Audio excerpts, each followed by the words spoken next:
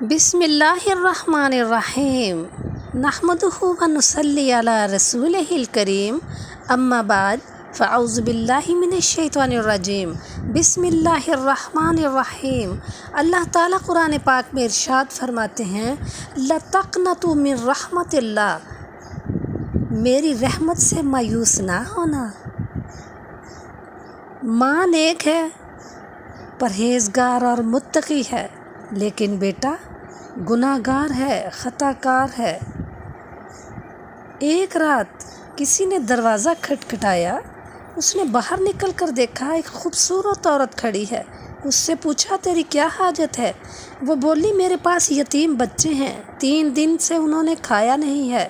اس شخص نے کہا اچھا اندر چلی آؤ۔ وہ عورت سمجھ گئی کہ اس کے دل میں کوئی برائی ہے، کہنے لگی پناہ اس پر۔ اس نے اسے زبردستی کھینچنا شروع کر دیا، کہنے لگی اے مصیبت کے دور کرنے والے، اس مرد سے مجھے بچا۔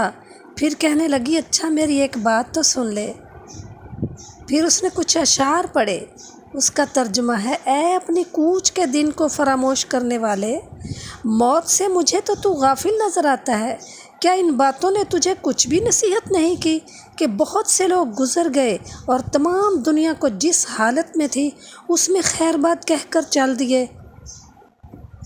انہیں دنیا سے سوائے تھوڑی سی روٹی اور کپڑے کے کچھ بھی لے جانا نصیب نہیں ہوا، اور جو منزل انہوں نے آباد کی تھی وہ خالی ہو کر رہ گئی۔ پھر وہ عورت رونے لگی اور اپنے اللہ کو پکارنے لگی اے میرے رب، میری فریاد کو پہنچ، اس مرد سے مجھے بچا۔ اس نے جب اس کی بات سنی، وہ مرد دیکھ کر اس کو رونے لگا۔ اس کے دل میں بھی اللہ کی رحمت کا نور چمکنے لگا، اور اس نے اس کے سر پر ہاتھ رکھا اور کہنے لگا کہ تو میری بہن ہے، اللہ کی قسم جب تیرے مالک کے مابین میری صلح ہو گئی ہے تو پھر تو غم نہ کر، اندر آ جا۔ وہ اندر گئی، اس نے اس کے بچوں کو کھانے کے لیے راشن دیا، بہت سا اس کو مال دیا، اور وہ خوش ہو گئی۔ تو اس نے کہا کہ اپنے بچوں کو جب تو کھانا کھلانے لگے تو بس ان سے ایک بات کہہ دینا کہ وہ میرے لیے دعا کریں کہ میں نے ایک کتاب میں جو کچھ لکھ رکھا ہے اللہ تعالیٰ اسے مٹا دے، کیونکہ جب وہ کوئی گناہ کرتا تھا تو ایک کتاب میں لکھ لیتا تھا، اور اس پر آج پشیمان ہو رہا تھا کہ میں نے یہ کیا کرتا رہا۔ اس کی ماں نیک عورت تھی، وہ اس کے پاس بیٹھی سارا کچھ دیکھ رہی تھی۔ جب وہ عورت چلی گئی، اس نے جا کر اپنے ننھے بچوں کے لیے کھانا تیار کیا۔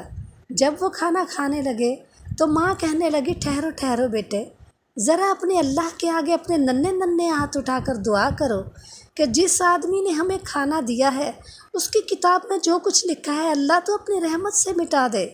بچے ننھے بچوں نے اپنے ہاتھ اپنے رب کے آگے پھیلا دیے اور کہنے لگے جب تک کام کرنے والا اجرت کا مستحق نہیں ہوتا اس وقت تک ہم نہیں کھائیں گے۔